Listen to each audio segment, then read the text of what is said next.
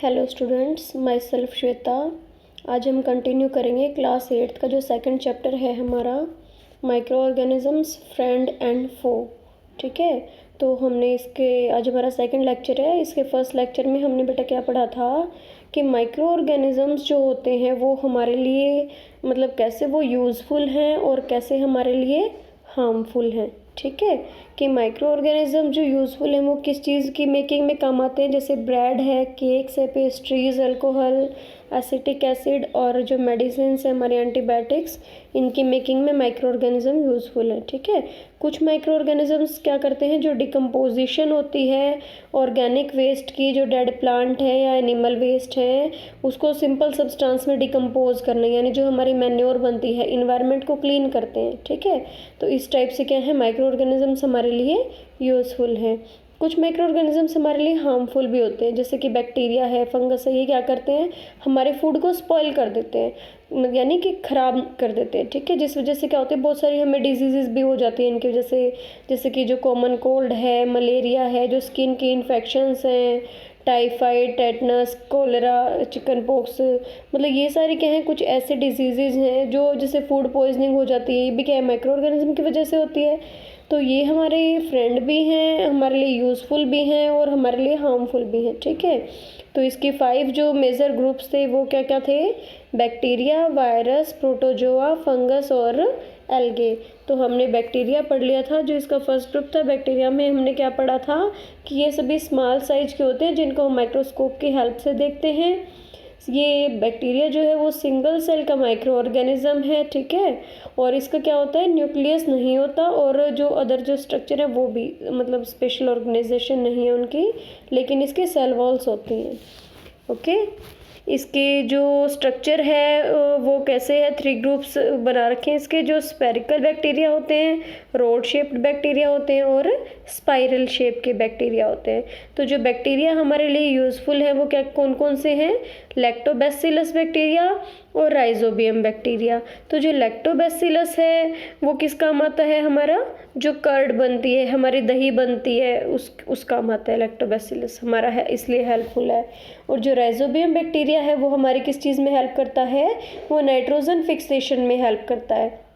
और जो organic waste है, जो ऑर्गेनिक मैटर है, उसकी डिकम्पोजिशन में हेल्प करता है, यानी जो एटमॉस्फेयर के नाइट्रोजन है उसको फिक्स करने में हेल्प करता है। ठीक है, और इससे होने वाली डिजीज़ेज़ कौन कौन सी हैं, cholera, typhoid, TB, diphtheria, whooping cough और फूड पॉइजनिंग, ये सभी बैक्टीरिया की वजह से होती है। तो यानी बैक्टीरिया हमारे लिए हेल्पफुल भी है और हार्मफुल भी है। ठीक है, उसके बाद नेक्स्ट हम पढ़ते हैं वायरसेस। वायरसेस क्या है, viruses are the smallest micro organisms which can develop only inside the cells of the host organisms. Host organism कौन, यानी कि कोई भी एनिमल हो, प्लांट हो या कोई बैक्टीरियम हो, वायरस जो है उसकी बॉडी के अंदर रहता है। जैसे ह्यूमन बींग है, कई बार वायरल हो जाता है ना हमें, तो वो किस वजह से होता है, वायरस की वजह से वो हमारी बॉडी के अंदर एंटर कर जाते हैं तो हम बीमार पड़ जाते हैं। तो जो वायरस हैं वो क्या होते हैं, बहुत ही छोटे स्मॉलेस्ट माइक्रो ऑर्गेनिजम्स हैं जो कहाँ डेवलप होते हैं, हम केवल सेल के अंदर, और किसके सेल, होस्ट जो भी बॉडी होगी, ऑर्गेनिज्म होगा उसकी बॉडी के अंदर। ठीक है, और इनका जो साइज होता है वायरस का वो क्या होता है, बैक्टीरिया से भी बहुत ज़्यादा स्मॉल होता है। तो फिगर 2 में आप वायरसेस की कुछ फिगर देख पा रहे हैं। ठीक है, viruses do not show most of the characteristics of living things. Mostly इनकी कैरेक्टरिस्टिक्स लिविंग थिंग्स जैसी नहीं होती। क्यों, क्योंकि फॉर एग्जांपल जो वायरस हैं वो सांस नहीं लेते, फीड नहीं करते, ग्रो नहीं करते, एक्सक्रीट नहीं करते, ये हमारे खुद के काम है ना, जो ह्यूमन बींग करता है, जो कि किसी भी लिविंग ऑर्गेनिज्म की कैरेक्टरिस्टिक्स होते हैं, विशेषताएं होती है क्या, कि हम सांस लेते हैं, खाना खाते हैं, बड़े होते हैं, एक्सक्रीशन का जो प्रोसेस है इधर से उधर जाते हैं, तो ये सभी काम वायरस नहीं करता। ठीक है, इसीलिए उसको हम लिविंग थिंग्स में नहीं बोल सकते। केवल वो क्या करते हैं, रिप्रोड्यूस करते हैं, और रिप्रोड्यूस भी कब करते हैं, जब वो हमारी बॉडी के अंदर किसी भी लिविंग सेल के अंदर एंटर कर जाएंगे। यानी viruses are able to reproduce if they enter a living cell, यानी वो जब किसी लिविंग सेल के अंदर एंटर कर जाएगा तो वायरस क्या होगा, रिप्रोडक्शन के लिए एबल हो जाएगा, सक्षम हो जाएगा, ठीक है। लेकिन क्या होता है, वायरसेस कैन रिप्रोड्यूस कर सकते हैं, और रिप्रोडक्शन होगा तो क्या होगा, ज़्यादा से ज़्यादा मल्टीप्लाई होते जाएंगे, एक साल फिर और अदर ऑर्गेनिज्म बन जाएंगे उससे। तो viruses can reproduce and multiply only inside the cells of the other organisms, यानी जो दूसरे ऑर्गेनिज्म है, जो दूसरे जीव जंतु हैं, उनकी बॉडी में ये एंटर करते हैं और उन्हीं से इनकी ग्रोथ एग्जिस्ट करती है, ठीक है। Thus as long as viruses are outside the living cell they behave as non living things, यानी जब तक वायरस किसी भी लिविंग सेल से बाहर है तब तक क्या है, वो नॉन लिविंग थिंग की कैटेगरी में है। और जब किसी लिविंग सेल के अंदर एंटर कर जाएगा, किसी लिविंग बॉडी के अंदर एंटर कर जाएगा, तो वो रिप्रोडक्शन का काम करेगा, रिप्रोड्यूस करेगा, क्योंकि अब उसको एग्जिस्टेंस मिल गई है ना। तो but as soon as the viruses enter the living cells of the organism they start behaving as living things be carrying out the process of reproduction. और जितनी जल्दी वायरस एंटर कर जाता है लिविंग सेल के अंदर किसी भी ऑर्गेनिज्म की, तो क्या होगा कि कैसा बिहेव स्टार्ट हो जाता है इसका, लिविंग थिंग्स की तरह, यानी कि ये इसका जो रिप्रोडक्शन का प्रोसेस है ये वो स्टार्ट कर देता है। तो इसी रीज़न की वजह से हम क्या बोल सकते हैं कि viruses are said to lie on the border line dividing the living things from non living things, यानी वायरसेस क्या है, वैसे तो नॉन लिविंग थिंग की कैटेगरी है, लेकिन जैसे ही ये क्या होता है लिविंग बॉडी में एंटर करेगा, ये क्या हो जाएगा, लिविंग थिंग की तरह वो करेगा, एक्ट करेगा, ठीक है। तो वायरसेस क्या हैं, are the agents of disease, यानी इनसे क्या होती है, बहुत सारी बीमारियां फैलती हैं। तो इनसे फैलने वाली बीमारियां हमारे ह्यूमन बींग्स के अंदर भी हो सकती हैं, दूसरे एनिमल्स में, प्लांट्स में, यानी सभी में होती हैं, ठीक है। तो ह्यूमन बींग्स में जो मोस्टली डिजीज़ वायरस की वजह से होंगी वो कौन कौन सी हैं, common cold, influenza, measles, polio, chicken pox and small pox, ठीक है। ये सभी बीमारियां किस वजह से होती हैं, वायरस की वजह से होती हैं। और जो दो मेन एग्जांपल है वायरस के वो है कॉमन कोल्ड वायरस और जो HIV वायरस होता है ये, ठीक है। तो जो कॉमन कोल्ड वायरस है ये क्या होता है, मोस्टली कॉमन मतलब ठंड की वो है ना, ये बीमारी मोस्टली ठंड के दिनों में हो जाती है, ठीक है। जबकि जो HIV है वो उस वजह से क्या होता है, HIV वायरस की वजह से जो बीमारी होती है वो एड्स होती है, ठीक है। एड्स की फुल फॉर्म क्या है, एक्वायर्ड इम्यून डेफिशिएंसी सिंड्रोम, यानी diseases caused by virus can not be treated with antibiotics. और एक बात ये ध्यान रखने वाली है कि अगर कोई वायरस है तो उसको हम केवल एंटीबायोटिक की हेल्प से ठीक नहीं कर सकते, यानी डिजीज़ जो वायरस की वजह से हुई हैं can not be treated with, उनको हम एंटीबायोटिक से ट्रीट नहीं कर सकते, ठीक है। ये तो था हमारा वायरस। सेकंड है हमारा माइक्रो ऑर्गेनिज्म, कौन सा, प्रोटोजोआ। प्रोटोजोआ क्या है, protozoa are a group of single celled micro organisms, यानी ये भी क्या है, हमारे सिंगल सेल माइक्रो ऑर्गेनिज्म हैं, which are classified as animals, जिनको हम एनिमल्स की कैटेगरी में क्लासीफाई कर सकते हैं, ठीक है। ऊपर वाले भी दोनों हमारे क्या थे, जो बैक्टीरिया था वो भी क्या था, हमारा सिंगल सेल ऑर्गेनिज्म था, ठीक है। तो ऐसे ही प्रोटोजोआ भी क्या है, यूनिसेलुलर जिसको हम बोल सकते हैं, ये भी क्या है, हमारा सिंगल सेल माइक्रो ऑर्गेनिज्म है, जो कि जिसको हम किसकी क्लासिफिकेशन देंगे, एनिमल्स की। Protozoa are animal like just as algae are plant like.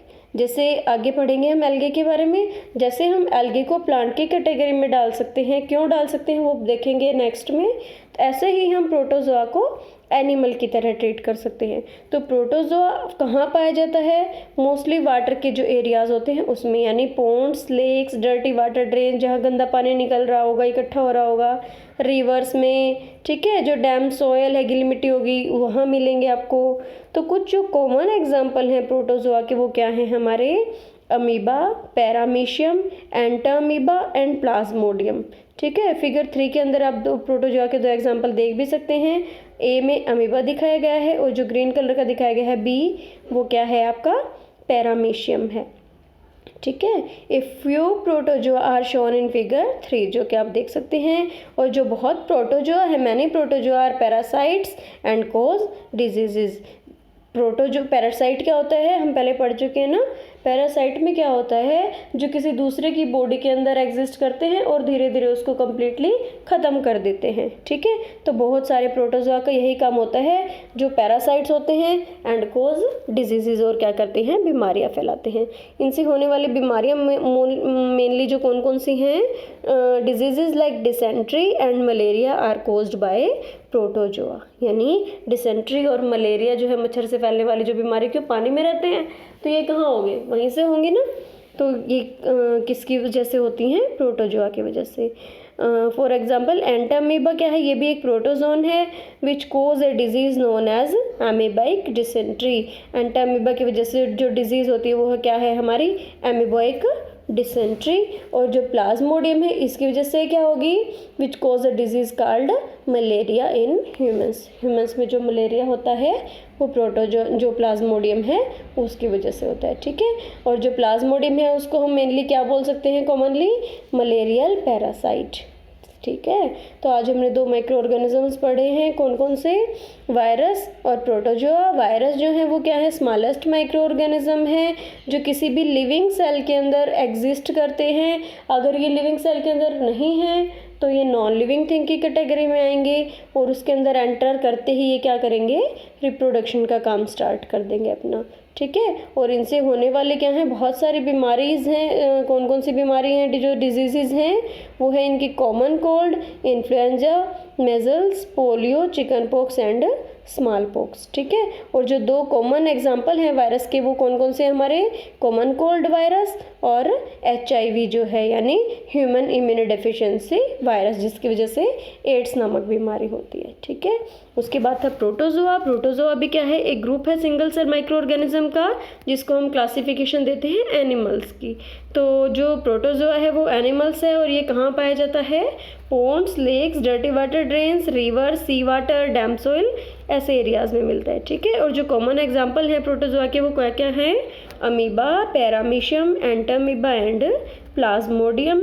और कुछ जो प्रोटोजोआ है आप फिगर में देख सकते हैं, अमीबा और पैरामीशियम की शेप कैसी होती है, और जो इनसे होने वाली बीमारियां हैं वो क्या है, हमारी डिसेंट्रिया एंड मलेरिया, ठीक है। जो एंटामीबा है वो डिसेंट्री के लिए कोज करता है, और जो हमारा प्लाज्मोडियम है वो मलेरियल पैरासाइट है, ठीक है। तो स्टूडेंट्स यहाँ तक घर बैठ के रिवाइज कीजिए अच्छे से, आप अपनी पढ़ाई को कंटिन्यू करिए। Thank you.